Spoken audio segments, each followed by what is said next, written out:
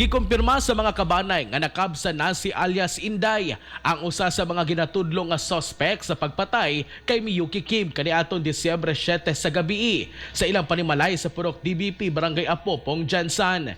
Kahinumduman na gidala sa balay Tambalanan si alias Inday kaniadtong milabay nga adlaw gumikan naglisod matud pa kini sa ginhawa. Samtang anasulod sa presuhan sa Mabuhay Police Station. Nasayran nga gikabutyag man usab sa live-in partner sa maong suspect nga bisan sa pag-inom og tubig nagalisod na kini.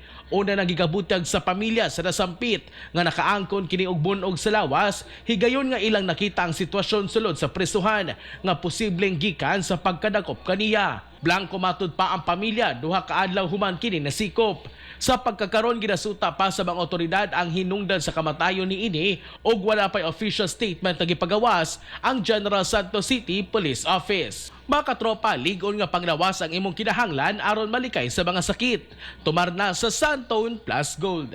Alang sa nagkausap Pilipino para sa Pilipinas, kini si katropang Philip Olegario, ex-FM News.